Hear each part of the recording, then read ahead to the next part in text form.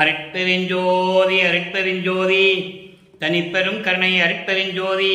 எல்லா உயிர்களும் இன்புற்று வாழ்க, வள்ளல் மலரடி வாழ்க வாழ்க, கொல்லா விரதம் குவளை எல்லாம் ஓங்குக, நல்லோர் நினைத்த நலம் பெறுக, நன்றி நினைத்த எல்லோரும் வாழ்க இசைந்து. உலக மக்களே, அறிவார்ந்த அன்பர்களே, ஆண்மநேய ஒருமைப்பாடுடைய அன்பர்களே, அருட்பெருஞ்சோதி ஆண்டவருடைய திருவிளையாடலை பார்த்து கொண்டிருக்கிறோம். அருட்பெருஞ்சோதி ஆண்டவருடைய திருவிளையாடல் 1823ஆம் ஆண்டு தொடங்கி 30/1/1874 இரவு 12 வரைக்கும் இறைவனுடைய திருவிளையாடல் நடந்து கொண்டிருக்கிறது. இறைவனுடைய திருவிளையாடலை நமது பிள்ளை பெருமானவர்கள் திருவுற்பாவிலே திருமுறைகளிலே எப்படியெல்லாம் ஒவ்வொரு பாடலிலும் ஒவ்வொரு பதிகத்திலும் கூறியிருக்கிறார் என்பதை பாடல்களின் மூலமாக பார்த்து கொண்டிருக்கிறோம். கற்பனை அல்ல, கதை அல்ல, புராணங்களில் கூறப்பட்ட கதை போல அல்ல.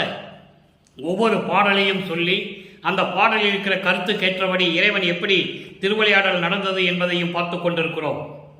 இந்த பிரபஞ்சம் தோன்றிய காலத்திலிருந்தே சமயங்களும் மதங்களும் மார்க்கங்களும் உருவாகி, சமயங்களையும் மதங்களையும் மார்க்கங்களையும் உருவாக்கி அதற்கேற்றபடி ஆலயங்களை அமைத்து, அவர்கள் கற்பனைக்கு ஏற்றபடி உருவங்களை அமைத்து, ஆலயங்களை அமைத்து, வழிபாட்டு முறைகளை அமைத்து மக்களை வழிபட செய்து விட்டார்கள்.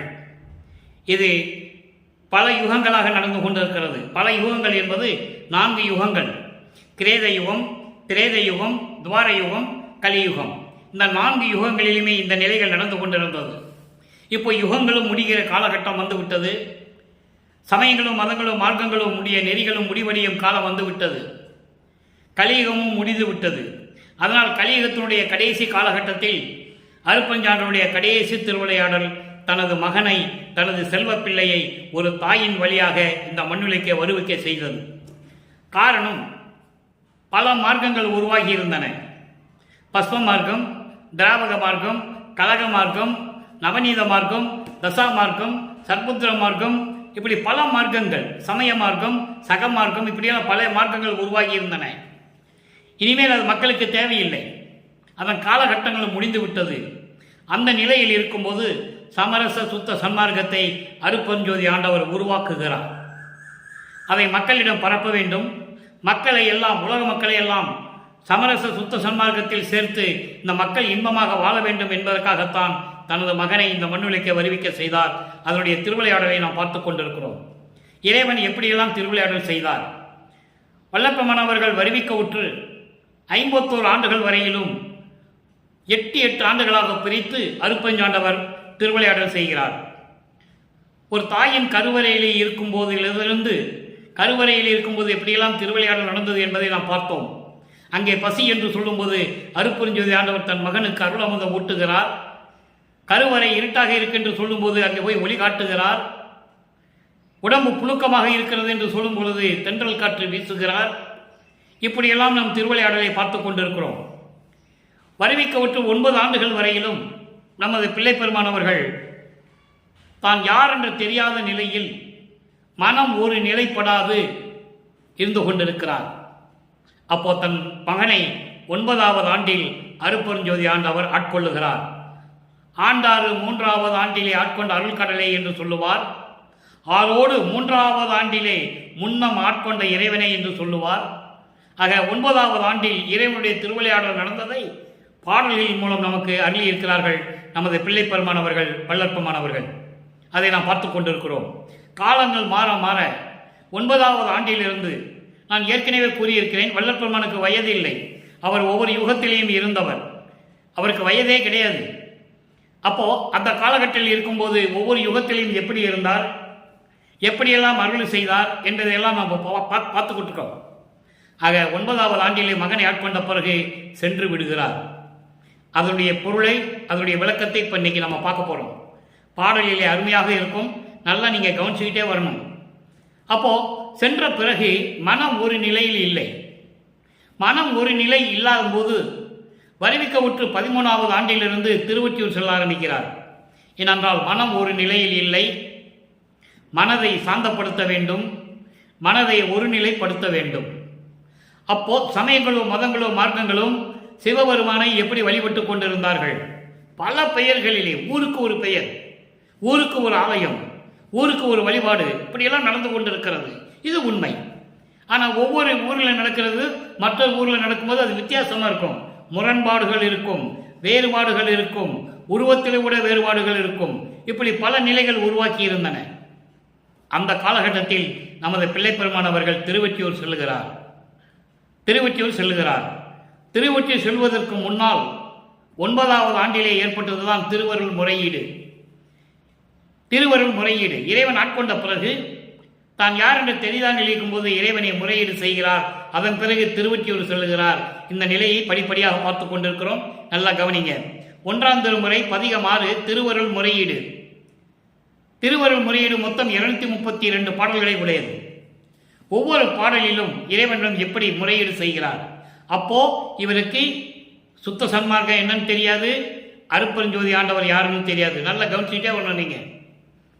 அப்போ மறைப்பு நிலை இருந்து கொண்டிருக்கிறது. மறைப்பு நிலை என்பது பிரபஞ்சத்தின் உண்மை அப்போ அவருக்கு தெரியாது. ஏன்னால் அருட்பெருஞ்சாண்டவர் திருவிளையாடல் செய்து கொண்டிருக்கிறார். தன் மகனுக்கு எதுவும் தெரியக்கூடாது. இவர் சமயங்களிலும் மதங்களிலும் மார்க்கங்களில் இருக்கணும். நம்ம ஒவ்வொரு 8 வருஷத்துலையும் போய் ஆட்கொண்டு அவனுக்கு விவரத்தை சொல்லணும் அப்படின்ற ஒரு முறையில் நடந்துகிட்டு இருக்கு. அதை தான் நம்ம பார்த்துட்டு இருக்கோம். இப்போ திருவருள் முறையீடில் 29வது பாடல் இன்னைக்கு நல்லா கவனிங்க. தாயாகினும் சற்று நேரம் தரிப்பாள், நம் தந்தையை நாம் வாயார வாழ்த்தினும் வையினும் தன்னிடை வந்து இது நீ ஈயா எனில் அருள்வாள் என்று உன்னை அடுத்தேன். உமையால் நெய்யா மனம் இறங்காயா என் எண்ணம் நெறிப்படவே. பாடலை பார்க்கும்போது உங்களுக்கு புரியாத மாதிரி இருக்கும். ஆனால் எளிமையான பாடல், விளக்கம் ரொம்ப எளிமையாக இருக்கும். என்ன சொல்கிறாருன்னா, இந்த உலகியலில் நீங்கள் பார்த்தீங்கன்னா தாய் ஒரு பையன் தப்பு செஞ்சால் கூட கொஞ்ச நேரம் யோசிப்பான். ஆனால் தந்தை அப்படி இல்லை. நம்ம தந்தையை திட்டினாலும் சரி, வாழ்த்தினாலும் சரி, தம்பி நீ என்ன சொல்கிற, இது சரியில்லைப்பா, நீ நடக்கிற முறை சரியில்லை, இது தப்பு என்று தந்தை சொல்லுவார்.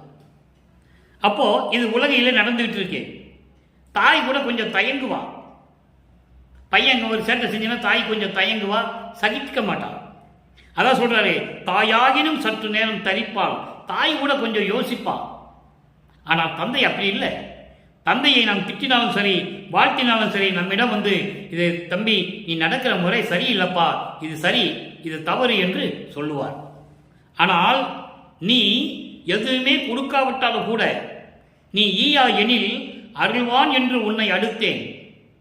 இந்த மண்ணுலகிலே உன்னால் வருவிக்க உற்று 9வது ஆண்டிலே நீ ஆட்கொண்ட பிறகு என்னுடைய நிலை எனக்கு தெரியவில்லை. நீ எப்போ வந்து அருள் கொடுப்பேன்னு எனக்கு தெரியலை. ஆனால் இருந்தாலும் நான் உங்ககிட்ட வந்து நான் சரண் அடைஞ்சிட்டேன். உமையால் நேயா, உமையாளுடைய கணவனே, மனம் இறங்காயா, என் மேல் மனம் இறங்க மாட்டாயா, என் எண்ணம் நெறிப்படவே. என் எண்ணம் நெறிப்படவே என்பது எனது மனம் ஒரு ஒழுக்க நெறியை கடைபிடிக்க வேண்டும். என் மனம் ஒரு நிலையில் இருக்க வேண்டும். என் எண்ணங்கள் சீர்பட அமைய வேண்டும் என்று சொல்லி பாடலை நமக்கு கொடுத்திருக்கிறார். இப்போ இந்த பாடலுடைய விளக்கம் பாருங்க. தாயாக இருந்தாலும் நமக்கு கொடுக்க வேண்டியதை கொடுக்க கொஞ்சம் யோசிப்பார். ஆனால் நம் தந்தையை வாயார வாழ்த்தினாலும் திட்டினாலும் நம்மிடம் வந்து இது சரியில்லை என்று சொல்லுவார். யோசனை சொல்வார், ஆதரவாக இருப்பார். நல்லா கவனிக்கணும் நீங்க. ஆனால் நீ எப்படி, நீ எதுவுமே கொடுக்கவில்லையே, என்னை வந்து பார்க்கவே இல்லையே. ஒரு தாயின் கருவறையில் இருக்கும்போது வந்து பார்த்தேன், அருளமுதம் கொடுத்த எல்லாம் நீ எனக்கு செஞ்ச. ஆனால் அதுக்கு பிறகு 9வது வண்டியில் ஆட்கொண்டாய், உண்மை. அது பிறகு நீ வரல. இது தந்தைக்கு அழகாயுது,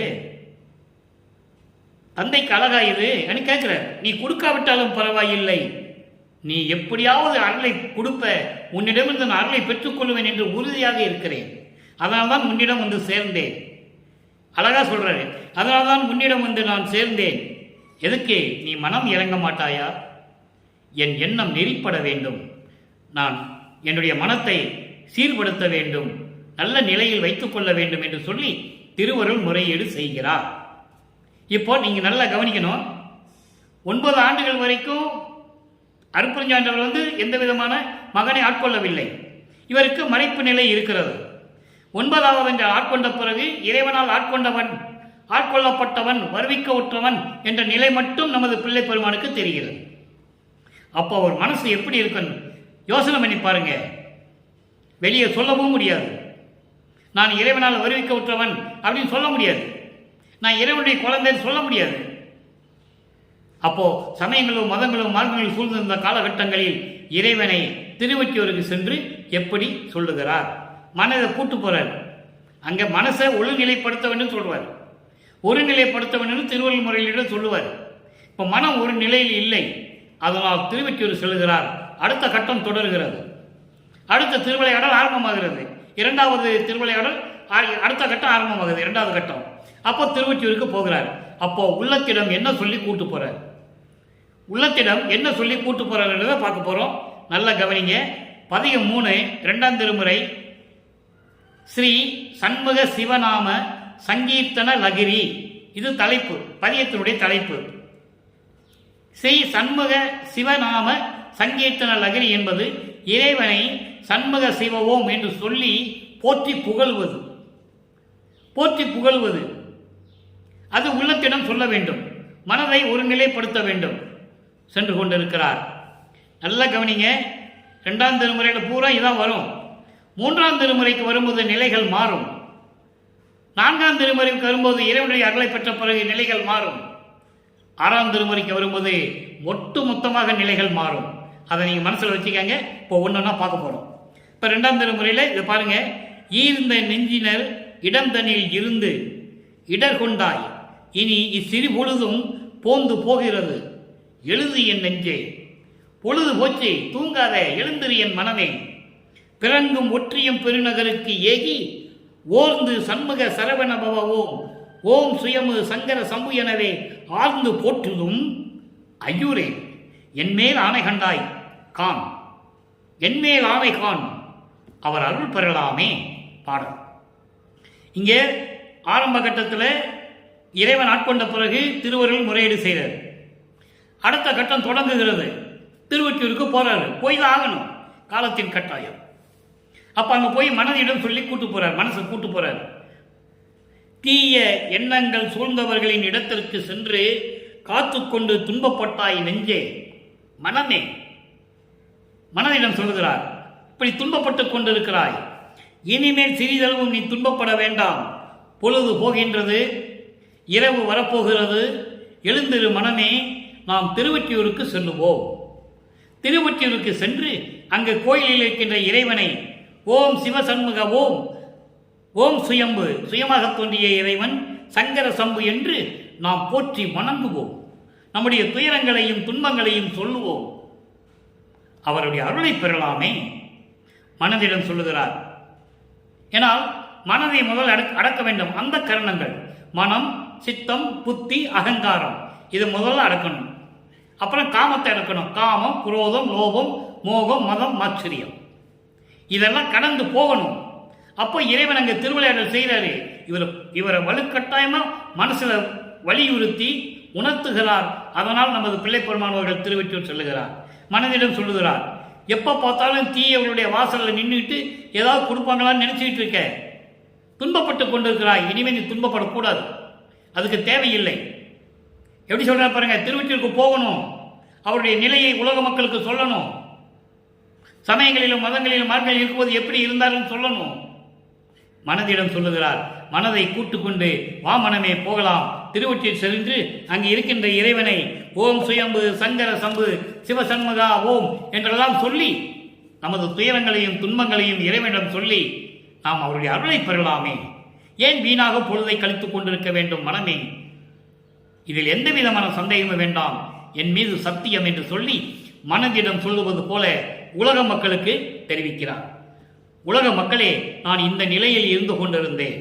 இறைவன் 9வது ஆண்டில் ஆட்கொண்ட பிறகு நான் யார் என்று தெரியாத நிலையில் இருந்த போது நான் திருவொற்றியூருக்கு சொல்லும் போது இந்த நிலையில் இருந்தேன் என்று தெளிவாக நமக்கு அருளியிருக்கிறார்கள். இப்போ நிலைகள் மாறுகிறது. 3ஆம் திருமுறைக்கு வரும். 3ஆம் திருமுறையிலே இரங்கல் மாலை. இரங்கல் மாலை என்பது தன்னை தலைவியாகவும் இறைவனை தலைவனாகவும் வர்ணனை செய்து தன்னை மனைவியாகவும் இறைவனை கணவனாகவும் திருவொற்றியூர் தியாகராஜ பெருமானை கணவனாகவும் வர்ணனை செய்து தோழியிடம் சொல்லுவது போல உள்ளத்திடம் சொல்லுகிறார். 2ஆம் திருமுறை வரைக்கும் உள்ளத்திடம் என்ன சொல்லுவார்? திருநீர் பூசிக்கன்னு சொல்லுவார், சிவாய நமன் சொல்லுவார், நமச்சிவாயத்தை நான் மறவேன்னு சொல்லுவார். நம்ம அடுத்த பதியத்தில் அதை பார்க்க போகிறோம். நமச்சிவாயத்தை நான் மறவேன்ன்றதை அடுத்த பதியத்தில் நம்ம பார்க்க போகிறோம். இப்படியெல்லாம் சொல்லிக் கொண்டு இருப்பார். இருந்துதான் ஆக வேண்டும். சுத்த சன்மார்க்கம் தெரியாதே. சமயங்களிலும் மதங்களிலும் மார்க்கம் இருந்துட்டு வந்தால் தானே அது பொய்ன்னு சொல்ல முடியும். அதை அனுபவிக்கணும், அதன் நிலைகளை தெரியணும், அதுக்கப்புறம் அது பொய்ன்னு சொல்லணும். அது சுத்த சன்மார்க்கத்து வரும்போது ஞானசரியில் சொல்லுவார். அதை நம்ம பின்னால் படிப்படியாக பார்க்க போகிறோம். இப்போது 3ஆம் திருமுறைக்கு வரார். அப்போது மனைவி கணவனை பார்க்க முடியாமல் எப்படி துன்பப்படுவாள்? தலைவி தலைவனை பார்க்க முடியாமல் எப்படி துன்பப்படுவாள்? ஒரு காதலி காதலனை பார்க்க முடியாமல் எப்படி துன்பப்படுவாளோ அப்படி துன்பப்படுவதை தோழியிடம் சொல்லுவது போல, உள்ளத்திடம் சொல்லுவது போல உலக மக்களுக்கு தெரிவித்துக் கொண்டிருக்கிறார் நமது பிள்ளை பெருமான் அவர்கள். ஏன்னா தோழியிடம் தான் முதல்ல சொல்லணும். ஒரு பெண் காதலித்தால் அவருடைய நிலையை தோழியிடம் தான் சொல்லுவார். அப்படிதான் சொல்லிக்கிட்டு இருக்கார். நல்லா கவனிங்க. உடுப்பார் கரித்தோல் ஒற்றி என்னும் ஊரார் என்னை உடையவர் என்னையே உடையவனார் மடுப்பார் இன்ப மாலையிட்டார் மறுவார் எனது பிழை உரைத்து கெடுப்பார் இல்லை, என்னை பிழை உரைத்து கெடுப்பார் இல்லை என் சொல்லினும் கேளார். எனது கேள்வராவர் எனது கேள்வர் அவர், கேள்வர்னா கணவர், எனது கேள்வர் அவர் கொடுப்பார் என்றோ மாதே என் குறையை எவருக்கு கூறுவேனே. மாதே என்பது பெண், பெண் என்பவள் தோழி, தோழி என்பவள் உள்ளம். உள்ளத்திடம் சொல்லுகிறார். அப்போ 2ஆம் திருமுறை உள்ளத்திடம் சொன்னதுக்கும் இங்க சொல்றதுக்கு வித்தியாசத்தை நீங்க பார்க்கலாம். ஏன்னா இறைவனுடைய திருவிளையாடல் நடந்து கொண்டிருக்கிறது. இப்ப பாருங்க, உடுப்பார் கரித்தோல், கரித்தோலை உரித்து ஆடையாக அணிந்து கொண்டவர். கரித்தோல் என்பது யானையின் தோல், கரி என்பது யானை. யானையின் தோலை உரித்து ஆடையாக உடுத்தியவன். ஒற்று என்னும் ஊரில் இருக்கின்றவர் என்னை உடையவர், என்னை ஆட்கொண்டவர், மடுப்பார் அன்பானவர், இன்ப மாலையிட்டார். நான் ஏற்கனவே சொல்லியிருக்கிறேன், மாலையிட்டார் என்பது ஆட்கொண்டார். பெண்ணை தன்னை பெண்ணாக சொன்னதனால் மாலையிட்டார் என்று சொல்லுகிறார். என்னை ஆட்கொண்டார் மறுவார், அவர் மீண்டும் வரவில்லை. மாலையிட்டாரை தவிர மீண்டும் வரவில்லை. எனது பிழை உரைத்து கெடுப்பார் இல்லை. நான் தவறு செய்திருந்தால் கூட அதை திருத்துவார் இல்லை. அது திருத்துவதில்லை. நீ தவறு செய்கிறாய் என்று சொல்லி கூட என்னை திருத்துவதில்லை. என்ன சொன்னாலும் கேளார், எது சொன்னாலும் கேட்க மாட்டார். அவர் எனது கணவர், அவர் எனது கணவர். கொடுப்பார் என்றோ எனக்கு எப்போ வந்து என்னை கட்டி அணைச்சி எனக்கு சுகத்தை கொடுக்கிறது, எப்போ எனக்கு வந்து அருளை கொடுக்கிறது? என் தோழியே, எனது உள்ளமே, என் குறையை யாருக்கிட்ட போய் சொல்லுவேன்? சொல்றேன். இப்ப நிலை மாறுது. இப்போ இறைவனிடம் இறைவனை ஆட்கொண்டதை சொல்லுகிறார், இறைவனுடைய திருவிளையாடலை சொல்லுகிறார், எப்படிப்பட்ட இறைவன் என்று சொல்லுகிறார். சுத்த சன்மார்க்கம் வரும்போது இதெல்லாம் கிடையாது. திருவொற்றில் இருக்குன்னு சொல்ல மாட்டாரு, கரித்தோலை உடுத்தியவர் சொல்ல மாட்டாரு, பாம்பை கழுத்தில் வச்சிருக்காருன்னு சொல்ல மாட்டாரு, கங்கையை வச்சிருக்கான்னு சொல்ல மாட்டாரு, காளை வாகனத்தை வச்சிருக்கான்னு சொல்ல மாட்டார். காரணம், அது சமய தலைவர்களை சார்ந்தது. சமயங்களையும் மதங்களையும் மார்க்கங்களையும் கண்ட பத தலைவர்களுடைய நிலை அது. 6ஆம் தரம் சுத்த சமூகத்தை பெற்ற பிறகுதான் இந்த பிரபஞ்சத்தின் உண்மையான கடவுள், ஆதிய மந்தமில்லா தோன்றிய இறைவன், அருப்பெருஞ்சோதி என்று சொல்லுவார். அந்த நிலையை நீங்க கவனிச்சுக்கிட்டே வரணும். ஆக இப்படிப்பட்ட இறைவன் மாலையிட்டாரை தவிர, என்னை ஆட்கொண்டாரே தவிர மீண்டும் வந்து எனக்கு எந்த விதமான சுகத்தையும் கொடுக்கல. நான் தவறு செஞ்சிருந்தா கூட நீ தவறு செய்கிறாய் என்று சுட்டி காட்டவில்லை, என்னை திருத்தவும் இல்லை. என்ன சொன்னாலும் கேட்க மாட்டார். அவர் என் கணவர் ஆயிற்றே. எவ்வளவு அழகா சொல்றாரு, என்னை ஆட்கொண்ட இறைவன் ஆயிற்றே.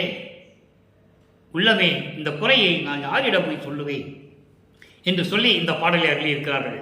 அடுத்த 4ஆம் திருமுறை. அன்பர்களே, நான் ஏற்கனவே கூறியிருக்கிறேன், நேரம் கடத்துவதற்காகவோ வேண்டுமென்றோ இந்த பதிவெல்லாம் நான் பதிவு செய்யவில்லை. அருட்பெருஞ்சோதி ஆண்டவருடைய அருள் திருவிளையாடலை இந்த உலக மக்களுக்கு தெரியப்படுத்த வேண்டும். அது ஒவ்வொரு திருமுறையிலும், ஒவ்வொரு பதிகத்திலும், ஒவ்வொரு பாடலிலும் தொடர்ச்சியாக எப்படி இருக்கிறது என்பது இறைவன் கொடுத்த தயவாலயம் கருணையாலயம் தொகுத்து உங்களுக்கு நான் சொல்லிக் கொண்டிருக்கிறேன். இந்த வள்ளலார் ஊழியன் அதை நீங்கள் நல்லா புரிஞ்சுக்கணும். தினமும் பார்க்கணும், திருவிளையாடலை பார்க்கணும். எத்தனையோ திருவிளையாடல் புராணங்களில் படிச்சிருப்பீங்க, சினிமாவில் பார்த்துருப்பீங்க, சீரியலில் பார்த்துருப்பீங்க. இது யாரும் இது வரைக்கும் சொல்லலை. இறைவன் கொடுத்த தயவால் நான் சொல்லிக் கொண்டிருக்கிறேன். தயவு செய்து நீங்கள் பாருங்கள். அப்போதான் அருப்பஞ்சாண்டவர் யாரு, வள்ளலார் யாருன்னு உங்களுக்கு தெரியும். உலகத்திலே இந்த 202 வருஷங்களாச்சு வளர்ப்பமான வருவிக்கு ஊற்று. மற்றவங்கெல்லாம் பேசின நிலைகள்லாம் வேற, நீங்கள் கேள்விப்பட்டிருப்பீங்க. ஆனால் இது வள்ளற்பெருமான் இறைநிலையை பெற்றவர் என்பதை நீங்கள் தெரிஞ்சுக்கிங்க. அடுத்து பாருங்க, 4ஆம் திருமுறை. 4ஆம் திருமுறையிலே அபராத மன்னிப்பு மாலை 9வது பாடல். ஏற்கனவே சொல்லியிருக்கிறேன். அபராத மன்னிப்பு மாலை என்பது இந்த சமயங்களிலும் மதங்களிலும் மார்க்கங்களில் இருந்தபோது, அதாவது 3-8 ஆண்டுகள் வரைக்கும், 3-8-24 24 ஆண்டுகள் வரைக்கும் இறைவனுடைய திருவள்ளுவை சரியா தெரியாமல், இறைவனுடைய பெருமையை அறிந்து கொள்ள முடியாமல், இந்த சமயங்களிலும் மதங்களிலும் மார்க்கங்களில் ஈடுபட்டு கொண்டு நான் தவறுகளை செய்திருக்கிறேன். இறைவனுடைய திருவள்ளுவரோடு வேறுபட்டு மாறுபட்டு சில கருத்துக்களை சொல்லியிருக்கிறேன். எனவே இறைவா, உன்னை பற்றி இப்படியெல்லாம் நான் பேசியிருக்கிறேன். இதை நினைத்து என்னை தண்டிக்கக்கூடாது, அபராதம் கொடுத்துடக்கூடாது, மன்னிக்க வேண்டும். அதான் அபராத மன்னிப்பு மாலை 9வது பாடல். நல்ல கவனிங்க. தேர்ந்து உணர்ந்து தெளியாதே, தேர்ந்து உணர்ந்து தெரியாதே திருவருளோடு ஊடி. உன்னுடைய திருவருளோடு முரண்பட்டு வேறுபட்டு தேவையில்லாத சில புகன்றேன். திருக்கருணை திறம் சிறிதும் தெரியேன். போந்த அகனேன் புகன்ற பிழை பொறுத்து அருளல் வேண்டும். சொல்ற, நான் எவ்வளோ தப்பு பண்ணியிருக்கேன், தெரியாது எனக்கு, அதனால் தப்பு பண்ணிட்டேன். சமயங்களிலும் மதங்களிலும் மார்க்கங்களில் இருந்து உன்னுடைய பெருமையை தெரியாம, உன்னுடைய கருணையினுடைய திறமையை தெரியாம, உன்னுடைய திருவருளோடு மாறுபட்டு சில கருத்துக்களை நான் சொன்னேன். அந்த பிழையெல்லாம் பொறுத்து எனக்கு அருள வேண்டும். அடுத்து சொல்ற பாருங்க, போந்த அகனேன். போந்த அகனேன் என்பது குறைகள் நிறைந்த மனம் கொண்டவன், குற்றங்கள் நிறைந்த மனம் கொண்டவன். அப்படிப்பட்டவனுடைய மன்னித்து நீ அருள வேண்டும் என்று சொல்லுகிறார். போதாந்த மிசை விளங்கும் நாதாந்த விளக்கே. போதாந்தம் மிசை என்பது, போதாந்தம் என்பது ஆன்ம ஞானம், ஆன்ம ஞானம் என்பது மெஞ்ஞானம். நான் ஏற்கனவே ஒரு விளக்கம் தந்திருக்கிறேன். ஞானம் என்பது வேறு, மெஞ்ஞானம் என்பது வேறு. ஞானம் என்பது இறைவனை வருந்தி தவம் இருந்து இறைவனிடம் அருளை பெற்று ஞானத்தை பெறுவது ஞானம். முனிவர்களும் சரி, ரிஷிகளும் சரி, இவர்களும் சித்தர்களும் சரி, சமய குறவர்களும் சரி, எல்லாமே ஞானத்தை பெற்றார்கள். ஆனால் மெஞ்ஞானத்தை பெறவில்லை. அதான் சொல்றாரு, போதாந்த மிசை விளங்கும் நாதாந்த விளக்கே.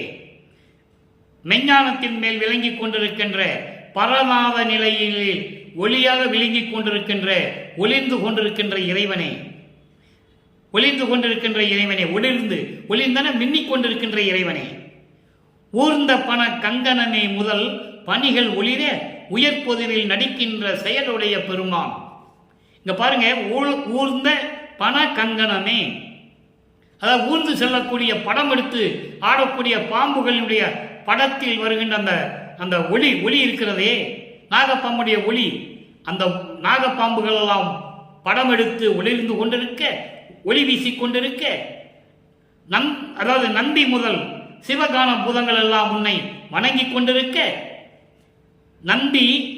நந்தி முதல் சிவகண பூத தலைவர்கள் எல்லாம் வணங்கிக் கொண்டிருக்க, பாம்புகள் எல்லாம் படம் எடுத்து நடனமாடி கொண்டிருக்க, இந்த நிலை வரும்போது, சுத்த சன்மார்க்கத்துக்கு வரும்போது இதெல்லாம் வராது, வடலூர் சத்தியஞான சபைன்னு தான் வரும். அந்த விசேஷத்தை நீங்க புரிஞ்சுக்கணும். அப்போ நந்தி முதல் சிவபூதகண தலைவர்கள் அசைந்தாட, உன்னை போற்றி மகிழ, பாம்புகள் எல்லாம் படம் எடுத்து ஒளி வீசிக் கொண்டிருக்க, அம்பலத்திலே நடனமாடி கொண்டிருக்கின்ற என் பெருமானை, சார்ந்தாரை எவ்வகையும் தாங்கி அளிக்கின்ற, சார்ந்தாரை உன்னை வணங்குகின்றவர்களை எந்த வகையிலாவது அவர்களை தாங்கி அருளை செய்து கொண்டிருக்கின்ற தயவுடைய பெருந்தன்மை உடைய தனி முதல் என் தாயே என்று சொல்லி இந்த பாடலை அறிவிக்கிறார்கள். ஆக இந்த நிலை எப்படி வருகிறது? இறைவனிடம் அபராத மன்னிப்பு மாலை, என்னை தண்டிச்சிடக்கூடாது, சமயங்களிலும் மதங்களிலும் மார்க்கங்களில் நான் இருந்துட்டேன், என்னை மன்னிக்கணும், அங்கே இருந்ததுனால உன்னுடைய அருளுடைய பெருமையை தெரியாம, உன்னுடைய கருணையினுடைய பெருமையை தெரியாம நான் தப்பா பேசிட்டேன். அதை என்னை மன்னிச்சு. அப்படிப்பட்ட இறைவனே, போதாந்த நிலையிலிருந்து பரநாத நிலை வரைக்கும் இருக்கின்ற இறைவனே, நந்தி முதல் பூத கன தலைவர்கள் எல்லாம் அசைந்தாட வணங்க, பாம்புகள் எல்லாம் படமெடுத்து ஆட, அம்பலத்திலே நடனமாடிக்கொண்டிருக்கின்ற இறைவனே, உன்னை சார்ந்தவர்களை உன்னை வணங்குகின்றபடிகள் எல்லாம் அருள் கொடுத்து காத்து கொண்டிருக்கின்ற இறைவனே என்று சொல்லுகிறார். நிலைகள் மாறுகிறது. இப்போ 6ஆம் திருமுறைக்கு வரோம். இப்போ 4ஆம் திருமுறை வரைக்கும் நம்ம பார்த்துட்டோம். முதல் திருமுறையிலே திருவருள் முறையீடு. அப்போ வளர்ப்புமானவர்கள் வருவிக்க உற்று 9வது ஆண்டிலிருந்து 12 ஆண்டுகளுக்குள், அந்த 3 ஆண்டுகளுக்குள் நடக்கிறது. 13வது ஆண்டிலிருந்து திருவொற்றியூர் செல்லுகிறார். அங்கேதான் உருவாகிறது 2ஆம் திருமுறையில் எப்படி நடந்தது, 3ஆம் திருமுறையில் எப்படி நடந்தது, 4ஆம் திருமுறையில் எப்படி நடந்ததுன்னு நம்ம பார்த்துட்டோம். இப்போ 6ஆம் திருமுறைக்கு வரோம். சுத்த சன்மார்க்கத்தை பெற்ற பிறகு 6ஆம் திருமுறைக்கு வரும்போது இறைவனிடம் சொல்லுகிறார். அப்போதான் என்ட்ரி ஆகிறாரு. நல்லா கவனிக்கணும். நீங்க சுத்த சன்மார்க்கத்துக்குள்ள வரையறே தவிர இன்னும் எந்த விதமான அருளையும் பெறல. அதை நீங்கள் நல்லா புரிஞ்சுக்கணும். உடனே கொடுத்துடல அருப்பஞ்சாண்டவர். இன்னும் 8 வருஷம் காத்திருக்கணும். 4வது 8ல் தான் இப்போ இருந்துகிட்டு இருக்காரு. இப்போ உள்ள சுத்த சன்மார்க்கத்துக்குள்ள போறாரு. 4 32 ஆண்டு கழிந்து 33வது ஆண்டில் சுத்த சன்மார்க்கத்துக்குள்ள என்றாகிறார். அப்போ திருமுறை உருவாகிறது. 6ஆம் திருமுறை பதிகம் 7, நான் ஏன் பிறந்தேன். நான் ஏன் பிறந்தேன் என்பது பிறப்பு அவம் பொறாது பேதுறுதல். பிறப்பு அவம் பொறாது பேதுறுதல் என்பது இந்த பிறப்பு இருக்கே, இந்த துன்பத்தை பொறுக்க முடியாமல் இறைவனிடம் சொல்லுவது, முறையீடு செய்வது, புலம்புவது, இதான் பேதுறுதல். இப்போ அதில் என்ன சொல்றாரு? இறையளவும் அறிவு ஒழுக்கத்து இச்சை இல்லேன். நல்லா கவனிக்கணும். இப்போ சமயங்களையும் மதங்களையும் மார்க்கங்களையும் விட்டுட்டு சுத்த சன்மார்க்கத்துக்குள்ள என்று ஆகிறார். அருப்பஞ்சாண்டவர் தன் மகனை கூட்டு கொண்டு உள்ள உட்கார வைக்கிறார். அப்போ என்ன நடக்குது? இன்னும் அருளை பெறல. நல்லா கவனிக்கணும். இறையளவும் அறிவு ஒழுக்கத்து இச்சை இல்லேன், நரகில் இருந்து உழன்று வாடுகின்றேன், எல்லோருக்கும் இழிந்தேன், பொறையளவோ நன்மையெல்லாம் போக்கில் விட்டு தீமை புரிகின்றேன், எரிகின்ற புது நெருப்பில் கொடியேன். அதனே நெருப்புல புது நெருப்புன்னு சொல்றாரு. யோசிக்கணும் நீங்க. நெருப்பு புகைஞ்சிட்டு இருக்கிறது நெருப்பு தான். புகையிறது கங்குன்னு சொல்லுவாங்க, அதான் நெருப்புன்னு சொல்லுவாங்க. புது நெருப்புனா பொழுந்து விட்டு எரியுது. கொடியே நிறையளவோ முறையளவோ நிலையளவும் தவிர்ந்த நெடும் சாலை நெஞ்சகத்தே நீலவிடம் போல்வேன், கரையளவா உலகிடை நான் ஏன் பிறந்தேன், நினது கருத்து அறியேன், கருணையை நடம் காட்டுகின்ற குருவே. பாடல். இப்போ இந்த பாடலுடைய விளக்கம் பாருங்க. சுத்த சன்மார்க்கத்துக்குள்ள என்றாகிறாரு, நுழைகிறார். அப்போ இறைவனிடம் கேட்கிறார், நான் சமயங்களில் மதங்கள் இருந்துட்டு வரும்போது எனக்கு ஒன்றும் இல்லை. இப்போ நான் ஏன் வருவிக்க உற்றேன், எதுக்காக நான் பிறந்தேன் என்பது வருவிக்க உற்றவன். இங்கே உலகியல்ல வந்ததுனால பிறந்தேன் என்று சொல்றார். அவருக்கு ஏது பிறப்பு இறப்பு? அப்போ இந்த உலகத்தில் நான் ஏன் வருவிக்க உற்றேன் என்பதை நீ சொல்ல வேண்டும். இந்த விளக்கத்தை தான் அகவலிலே சொல்லுவார். ஆன்ற சன்மார்க்கம் அணிவர என்னைத்தான் ஈன்று அமுதளித்த இனிய நற்றாயே. இதற்கு பதில் அகவல்ல இருக்கும். அதை நம்ம படிப்படியாக பார்க்க போறோம். இப்போ இந்த பாட்டுடைய விளக்கம் பாருங்க. இறை அளவும் அறிவு ஒழுக்கத்து இச்சை இல்லை. சிறிது அளவு கூட அறிவு ஒழுக்கத்தில் இருக்க வேண்டும் என்ற விருப்பம் எனக்கு இல்லை. காரணம், சமயங்களும் மதங்களும் மார்க்கங்களும் என்னை தடை செய்து கொண்டிருந்தன. என் மனம் ஃபுல்லா அங்கதான் சென்று கொண்டிருந்தது. தெளிவா சொல்வார். நரகில் இருந்து உழன்று வாடுகின்றேன். நரகில் என்பது உன்னாலே இந்த மண்ணிலே வருவிக்க உற்று, உன்னாலே இந்த மண்ணிற்கு ஒரு தாயின் வழியாக வருவிக்க உற்று உழன்று திரிந்து கொண்டு துன்பப்பட்டு கொண்டிருக்கிறேன். எல்லோருக்கும் இழிந்தேன். எல்லாம் என்னை கேவலமா பார்க்குறாங்க. அவ்வளவு இழிவு நிலையில் இருந்து கொண்டிருக்கிறேன். பொறையளவோ என்பது கொஞ்சம் கூட பொறுமை இல்லை. எனக்கு பொறுமை இல்லை, நல்ல ஒழுக்கம் இல்லை. இவற்றையெல்லாம் விட்டு தீமை புரிகின்றேன். எரிகின்ற புது நெருப்பில் கொடியே. கொழுந்து விட்டிருக்கின்ற நெருப்பை விட கொடுமையானவன் என் மனம் எரிந்து கொண்டிருக்கிறது. பொங்கிக் கொண்டிருக்கிறது என்று சொல்லுகிறார். அது கருத்து சொல்றார் பாருங்க. நிறை அளவோ, நிறை அளவு என்பது சுத்த சிவ அனுபவம், முறை அளவு என்பது தர்மத்தின் எல்லை. நல்லா கவனிக்கணும். இப்பதான் அவருக்கு அந்த அறிவு விளங்குது. அப்ப சொல்றாரு, நிறை அளவோ சுத்த சிவ அனுபவம் இல்லை, தர்மத்தின் நிலை என்றவென்று தெரியாது. நிலை அளவும், நிலை அளவு என்பது அனுபவம், அனுபவத்தின் நிலைகளும் அந்த தகுதியும் இல்லாத நெடுஞ்சாலை நெஞ்சகத்தேன். நெடுஞ்சாலை என்றால் தகுதி இல்லாத மனம் கொண்டவன். சுத்த சிவ அனுபவம் நிலை தெரியாது, தர்மத்தின் நிலை தெரியாது, எந்த அனுபவ நிலைகளும் தெரியாது. அப்படி தகுதியற்ற ஒரு மனம் கொண்டவனாக இருந்து கொண்டிருக்கிறேன். நீலவிடம் போல்வேன். நீலவிடம் என்பது கொடிய விஷம், கொடிய விஷம் போன்றவன் நான். அந்த நிலையில் நான் இருந்து கொண்டிருக்கிறேன். காரணம், எந்த நிலையும் எனக்கு தெரியாது. அப்படி இருக்கும்போது குற்றங்களும் குறைகளும் நிறைந்த இந்த உலகிடை, இந்த உலகத்திலே நான் ஏன் பிறந்தேன்? பதில் சொல். ஏன் என்னை வருவிக்க செய்தாய்? பதில் சொல். நினது கருத்தறியேன். உனது உள்ளத்தில் என்ன நினைத்துக் கொண்டிருக்காய் என்று எனக்கு தெரியவில்லை. கருணை நடம் காட்டுகின்ற குருவே, கருணையோடு அருளடனம் செய்து கொண்டிருக்கின்ற இறைவனே, நீ எனக்கு பதில் சொல் என்று சொல்லுகிறார். அடுத்து பதியம் 10 அடியார் பேரு. அடுத்த நிலை மாறுகிறது. அடுத்த நிலை மாறும்போது அடியார் பேர்ல 6வது பாடல். நல்ல கவனிங்க. இங்க பிரபஞ்சத்தின் உண்மையும் சொல்லுவார், அவருடைய நிலையும் சொல்லுவார்.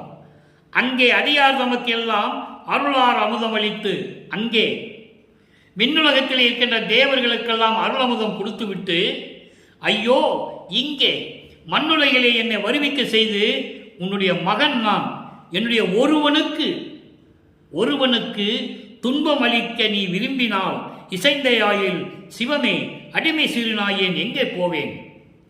எவ்வளவு அற்புதம் சொல்ற பாருங்க. அப்போ பிரபஞ்சத்தில் அவர் இதற்கு முன்னால் சென்ற யுகங்களிலே இருந்ததை இங்க காட்டுகிறார்.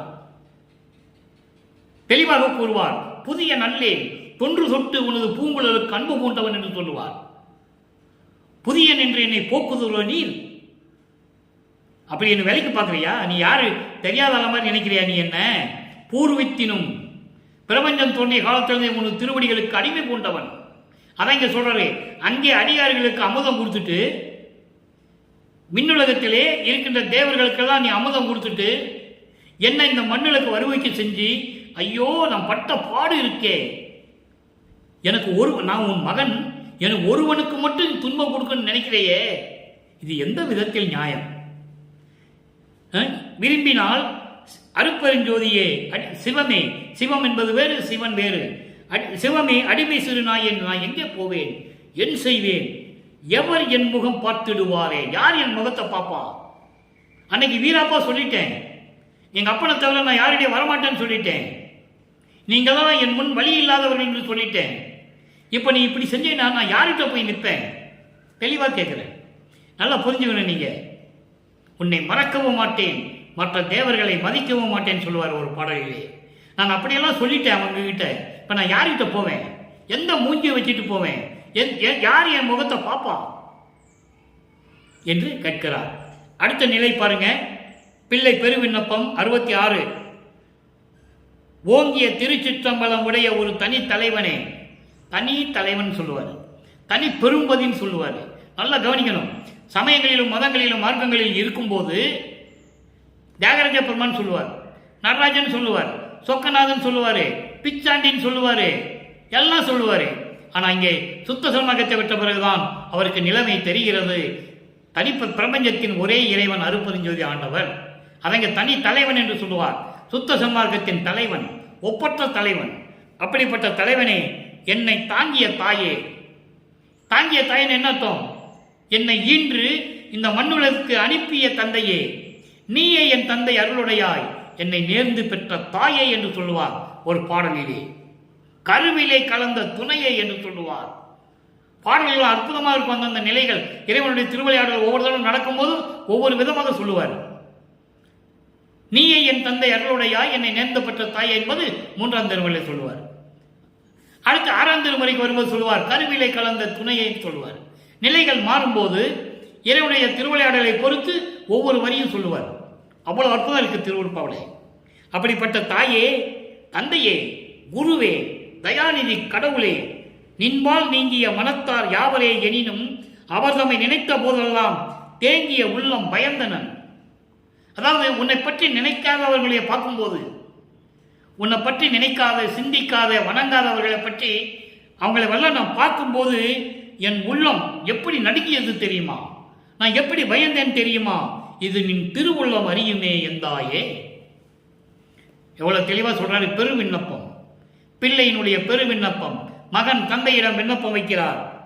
திருச்சிற்றம்பலத்தில் விளங்கிக் கொண்டிருக்கின்ற சுத்த சன்மார்க்க தலைவனே, என்னை தாங்கிய தாயே, என்னை இந்த மண்ணுக்கு வருவிக்க செய்த என் தாயே, என் தந்தையே, என் குருவே, என் கடவுளே, உன்னை வணங்காதவர்களை, உன்னை மனதில் நினைக்காதவர்களை நான் பார்க்கும் போதெல்லாம் என் உள்ளம் எப்படி பயந்தேன் தெரியுமா? இது உன் திருவுள்ளம் அறியுமே என்று சொல்லி இந்த விண்ணப்பம் வைக்கிறார். அடுத்து பதிகம் 110 தனித்திரு அலங்கள். நல்லா கவனிக்கணும். இங்க பாருங்க, இங்கே தாய் மகளிடம் சொல்லுவது போல ஒரு பாடல். 3ஆம் திருமுறையிலே ஒரு பதிகத்தில் ஒரு பாடல் உண்டு. இனிமேல் தான் பார்க்க போறோம். இருந்தாலும் இந்த பாடலுக்கு அந்த பொருளை சொல்ல வேண்டியது இருக்கிறது. அங்கே தாய் மகளிடம் சொல்லுவாள். மகள் என்பது நமது வள்ளல் பெருமான். தாய் என்பவள் உள்ளம். உள்ளம் மகளிடம் சொல்லும், நீ போய் அவனை காதலிக்கிறையே, அவன் ஏற்கனவே சோறு இல்லாமல் பிச்சை எடுத்துக்கிட்டு இருக்கான், போட்டுக்க துணி இல்லை, கோமணம் கட்டிட்டு தெரியுறான், உடம்பெல்லாம் மண்டை ஓடுகளை சுடுகாட்டில் போய் மண்டை ஓடுகள் எடுத்து மாலையா போட்டுக்கிட்டு இருக்கான், அவனை போய் காதலிக்கின்ற படுக்க இடம் கிடையாது, சுடுகாட்டில் போய் படுத்து இருக்கிறான், அவனை போய் காதலிச்சு நீ என்ன பண்ணுவ அப்படின்னு உள்ளம் கேட்கும். தாய் மகளிடம் கேட்பது போல அதை அங்கே எழுதியிருப்பார்கள். மகள் சொல்லுவாள், அங்கே என்னதான் இருந்தாலும் சரி, நான் அவன் காதலை விடமாட்டேன், அவனை அடையாமல் விடமாட்டேன் என்று சொல்லுவார் வளர்ப்புமான். அந்த பாடல் இங்கே வருகிறது. தாய் மகளை பற்றி சொல்லுகிறாள். அங்கே மகள் சொன்னதே இந்த பாடலை தனித்திறங்கள்ல 6ஆம் திருமுறையில வருது. 3ஆம் திருமுறையில் இருக்கிற பாடலுக்கு 6ஆம் திருமுறையிலே முடிவான விளக்கம் என்பதை நீங்கள் புரிந்து கொள்ள வேண்டும். அருந்தேவர் காண்டற்கு அரும் பெரும் கருணை, அருந்தவருக்கு தவம் செய்கின்ற முனிவர்கள், ரிஷிகள், தேவர்கள் யாராக இருந்தாலும் சரி, அவர்கள் பார்க்க முடியாத இறைவன், பார்க்க முடியாத இறைவன் அருட்பெருஞ்சோதியின் உள்ளத்தே இருந்தனன். தாய் சொல்றா, நான் மகளை கேட்டேன், ஏன் இப்படி எல்லாம் அவனை நினைச்சிட்டு இருக்கேன்னு கேட்டேன். அவ சொல்றா, யாரும் பார்க்க முடியாத இறைவன் அருட்பெருஞ்சோதியின் உள்ளத்தில் இருக்கிறான்னு சொல்றா. உலக மக்களுக்கு தெரிவிக்கிறார். நல்லா புரிஞ்சுக்கணும் நீங்க. உலக மக்களுக்கு தெரிவிக்கிறார், உலக மக்களே, யாரும் பார்க்க முடியாத இறைவன் அருட்பெருஞ்சாண்டவர் என் உள்ளத்தில் இருக்கிறார் அப்படின்னு சொல்றேன். இதான் விஷயம். அம்மா, நான் செய்த தவம் தான் என்னையோ என்னையோ என்றார். நான் எத்தனை யுகங்களில் தவம் செய்திருக்கிறேன். பெரிய பெரிய தவம் செஞ்சவங்களை இறைவனை பார்க்க முடியாது. நான் செஞ்ச தவம் வேற. நோவாமல் நோன்பு என்னை போல் நோற்றவரும், எஞ்சான்றும் சாதாவரம் என்னை போல் சார்ந்தவரும், தேவா நின் பேரவர்களை என்னை போல் பெற்றவரும் எவ்வுலகில் யார் உலர் சற்றே அறை என்று கேட்பார் ஒரு பாடலிலே. யார் இருக்காங்கன்னு கேட்பாரு. யார் இல்லை மகனே, நீ ஒருவன் தான் என்று பதில் சொல்லுவார். அந்த பதில் அகவலிலே இருக்கிறது. சாவா நிலை இது தந்தனம் உனக்கே, ஆவா என அருளி அருட்பெருஞ்சோதி. உனக்கு மட்டும்தான் மகனை கொடுத்திருக்கேன், வேற எவனுக்கும் கிடையாது. எந்த பதம் தலைவனுக்கு, பிரம்மன், திருமால் யாருக்கும் கிடையாதுன்னு சொல்லுவார். அற்புதமாக இருக்கும். அவ்வளவு பாடல்கள் இருக்குது திருவருட்பாவிலே. ஆக யாரும் பார்க்க முடியாத இறைவன் என் உள்ளத்தில் அருட்பெருஞ்சோதி இருந்து விட்டால் நான் செய்த தவம் என்னையோ என்னையோ என்று என் மகள் சொல்லுகிறார் என்று உள்ளம் சொல்லுகிறது. உலக மக்களுக்கு சொல்லுகிறது, உலக மக்களே அப்படின்னு சொல்லுகிறது. இதே மகாதேவ மாலையில ஒரு பாடல் இருக்கும், அருமையான பாடல். மகாதேவ மாலையில, அதாவது 9வது பாடல், 5வது பதிகம், 1ஆம் திருமுறை மகாதேவ மாலையில 9வது பாடல்ல சும்மா ஒரு 2-3 வரி சொல்ல நான் கடமைப்பட்டு இருக்கிறேன். ஏன்னா யாரும் பார்க்க முடியாத இறைவன் சொல்றாருல, அதை மக்களுக்கு சொல்லணும்ல. அப்போ அளவு இறந்த நெடுங்காலம் சித்தர், யோகர், அறிஞர், மலர், அயோன், முனிவர் களவிறந்த நெடுங்காலம் தவம் இருந்தும் காண்பரிதாம் கடவுளாகி. எத்தனையோ ஆண்டுகள் இந்த பிரம்மன், திருமால், ருத்திரன், மகேஸ்வரன், சதாசிவம், வானவர்கள், முனிவர்கள், மறைகள், வேதங்கள் யாராக இருந்தால் சரி, காண்பரிதாம் கடவுளாகி. அவ்வளவு தவம் இருக்கிறாங்க. காண்பரிதாம் கடவுளாகி என்று சொல்லுவார். அதே போல இங்கு சொல்கிறார், அருந்தவருக்கு காண்டற்கு அரும் பெரும் கருணை அருட்பெருஞ்சோதியின் உள்ளத்தே இருந்தனன் என்று சொல்கிறார். அடுத்து சொல்ற பாருங்க, திருந்து தெல்லமுது உண்டு அழிவு எல்லாம் தவிர்ந்தே திருவுரு அடைந்தனன், திருவுரு அடைந்தனன் என்று என் மகள் சொல்லுகிறாள் என்று சொல்லி தாய் சொல்லுகிறாள். உலக மக்களுக்கு உள்ளம் சொல்லுகிறது, உலக மக்களுக்கு தெரிவிக்கிறார். திருந்து தெல்லமுது உண்டு என்பது திருப்தியாக திகட்ட திகட்ட, திருப்தியாக திகட்ட திகட்ட சுத்த சன்மார்க்கம் அமுதம் உண்டு. சுத்த சன்மார்க்கத்தை பெற்றுக்கொண்டு இறைவனுடைய அருளமுதத்தை உண்டு அழிவு எல்லாம் தவிர்ந்து, அழிவு எல்லாம் தவிர்ந்து மரணம் முதல் எல்லா அழிவுகளை எல்லாம் நீக்கி, இடர்பாடுகளை நீக்கி, சுத்த சன்மார்க்கத்தின் முக்கிய தடைகளாகிய சமயங்கள், மதங்கள், மார்க்கங்கள் என்பவற்றை நீக்கி, எல்லாவற்றையும் நீக்கி திருவுரு அடைந்தனன். திருவுரு அடைந்தனன் ஞான மருந்து மாமணியும். திருவுரு அடைந்தனன், அருப்பெருஞ்சோதியாகிவிட்டேன். முத்தேகத்தை பெற்றுக்கொண்டேன், அருப்பெருஞ்சோதியாகிவிட்டேன். திருவுரு அடைந்தனன் ஞான மருந்து மாமணி. ஞான மருந்து மாமணி என்பது பரிபூர்ணமாக ஆன்மநேய ஒருமைப்பாடோடும், ஆன்மநேய ஒருமைப்பாடும். அதை ஞானம் மாமருந்து, ஞான மருந்து மாமணி. ஞான மருந்து மாமணி என்பது ஆன்மநேய ஒருமைப்பாடு. பரிபூர்ணமாக நான் பெற்றுக்கொண்டேன். மந்திர நிறைவு, மந்திர நிறைவும் கிடைத்தன. மந்திர நிறைவு, இறைவனுடைய பரிபூர்ணமா அருள், அதுவும் கிடைத்தன. வாய்ப்பில் என்றாலே நல்ல நேரத்தில் எனக்கு கிடைத்தது என்று என் மகள் சொல்லுகிறாள் என்று சொல்லி தாய் கூறுகிறாள். உள்ளம் சொல்லுகிறது, உலக மக்களுக்கு தெரிவிக்கிறார். எவ்வளவு அற்புதமான பாடல் பாருங்க. யாரும் பார்க்க முடியாத இறைவன் அருப்பெருஞ்சோதி என் உள்ளத்தில் கிடைத்து விட்டான். நான் பல யுகங்களிலே செய்த தவத்தின் பலன் அது. அதோடு மட்டுமல்ல, எல்லாவற்றையும் அழித்து நீக்கி சுத்த சன்மார்க்கம் அமுதம் உண்டு ஆன்மநேய ஒருமைப்பாடு நிலையும், ஆன்மைப்பாடு ஒருமை நிலையும், எல்லா அருளையும் நாம் பரிபூர்ணமாக எனக்கு கிடைத்து விட்டது நல்ல தருணத்தில் என்று சொன்னாலே என் மகள் என்று சொல்லி தாய் சொல்லுவதைப் போல் அந்த பாடல் நமக்கு அருளியிருக்கிறார்கள். அடுத்து பதிகம் 112 மெய்யருள் வியப்பு 53. நல்லா கவனிங்க. இறைவனுடைய திருவிளையாடல் எப்படியெல்லாம் நடந்தது. 1ஆம் திருமுறையில் ஒன்றுமே இல்லை, 2ஆம் திருமுறையில் ஒன்றுமே இல்லை. நமச்சிவாய நமச்சிவன் சொல்லணும் உள்ளத்தில் சொல்லிட்டு இருப்பார். திருநீர் பூசன் சொல்லுவார், அப்புறம் பூச வேண்டாம்னு சொல்லுவார். அப்புறம் 4ஆம் திருமுறைக்கு வருவோம். இதெல்லாம் நடந்தது வேற. இப்போ இறைவனுடைய திருவிளையாடல் எப்படி நடக்குது? மெய்யருள் வியப்பு. அப்பா, நின்னை அடைந்த என்னை ஒப்பார் யாரே? நான் உன்னிடம் அடைந்து விட்டேன், என்ன போல யார் இருக்கா? எனக்கு நிகர் யாருமே இல்லை. பிறந்து பிறந்து செத்து செத்து பிறக்கும் தேவர்கள் யாவரும் என் முன் வழியிலர் என்று சொல்லுவார். யாருமே எனக்கு நிகர் கிடையாது என்று சொல்லுவார். இதை யார் உலக மக்கள்கிட்ட சொன்னது? யாரும் சொல்லல. 202 வருஷமா யாரும் சொல்லல. வல்லப்பமானே சொல்றாரு, எனக்கு நிகர் யாரும் இல்லை. பிரம்மனும் திருமாலும் என்னை வணங்கிக் கொண்டிருக்கிறார்கள். லட்சுமி சரஸ்வதியும் என் காலில் விழுந்து வணங்குகிறார்கள். என்னை பார்த்து ஆனந்தமாக நடனமாடுகிறார்கள் என்று சொல்லுகிறார். பாடலிலே உண்டு, யாரும் மறுக்க முடியாது. பிரபஞ்சத்தின் உண்மையை சொல்லுகிறார் வல்லப்பமானவர்கள். அவருடைய நிலையை, அருள் நிலையை உலக மக்களுக்கு தெரிவிக்கிறார். அடுத்து சொல்வார் பாருங்க, 6 அகன்ற நிலையை அடைந்தனன். 6 அகன்ற நிலையை அடைந்தனன். 6 × 6 36. 36 தத்துவங்களை நான் கடந்து விட்டேன். 6 அகன்ற நிலையை அடைந்தனன். தத்துவங்களை நான் கடந்து விட்டேன் என்று சொல்லுவார். இதேதான் அருப்பெருஞ்சோதி அட்டகத்திலே சொல்லுவார். தத்துவங்கள் அனைத்தையும் தனித்தனி கடந்தேன்.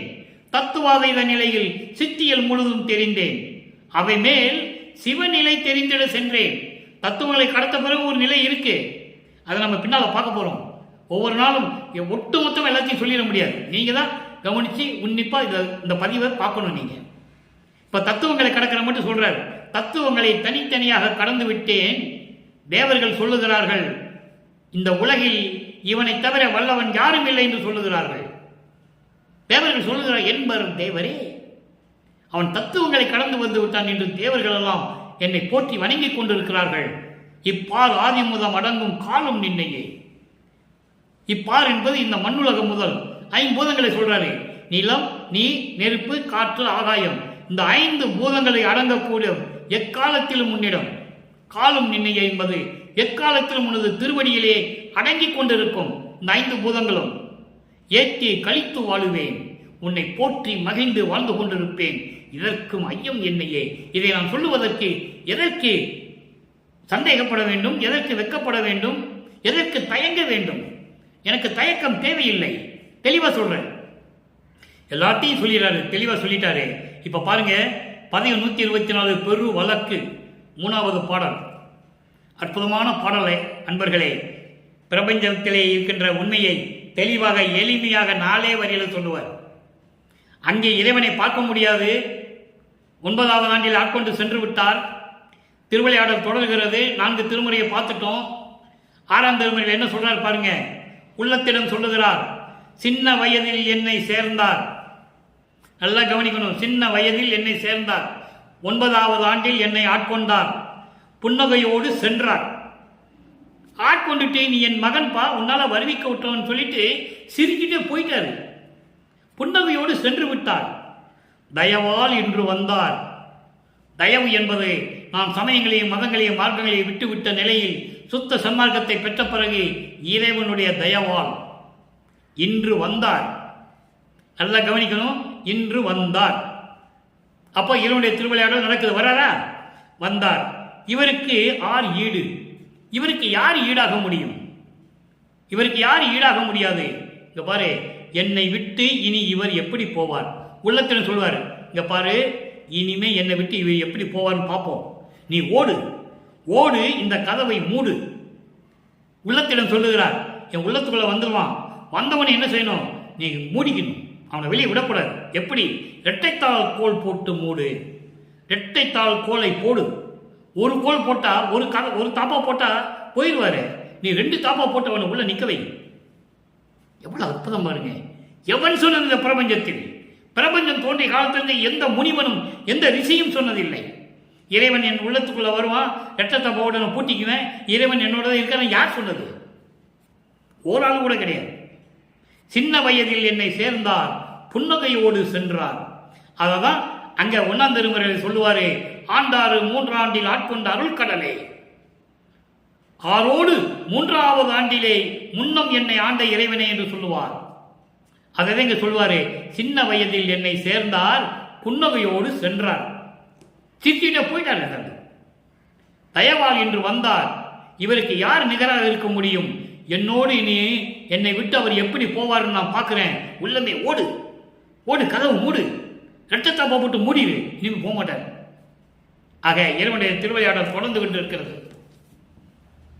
அன்பர்களே, அப்படிப்பட்ட இறைவனை நீங்களும் வணங்கி அற்புதமான ஒரு மார்க்கத்தை இறைவன் நமக்கு கொடுத்திருக்கிறார்.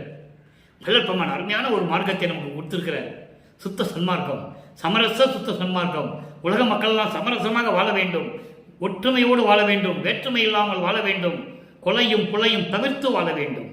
உயிர்களை கொலை செய்வது, அந்த பிணத்தை உணவாக எடுத்துக்கொள்ளுவது, இந்த நிலையில் இருந்து மாற வேண்டும். உருவ வழிபாட்டை முற்றிலும் ஒழிக்க வேண்டும். ஜோதி வழிபாடு செய்ய வேண்டும். அருட்பெருஞ்சோதி அருட்பெருஞ்சோதி தனிப்பெருங்கனை அருட்பெருஞ்ச மகாமந்திரத்தை உச்சரித்து இறைவனுடைய அருளையும் செல்வங்களையெல்லாம் பெற்று இந்த வையகத்திலே நீங்கள் வாழ்ந்து நோயற்ற வாழ்வில் நீங்கள் அனைவரும் வாழ வேண்டும் என்று இறைவனுடைய தயவோடையும் கருணையுடைய வாழ்த்தி விடைபெறுகிறேன். வள்ளலார் ஊழியன். மீண்டும் நாளை சந்திப்போம். நன்றி, வணக்கம்.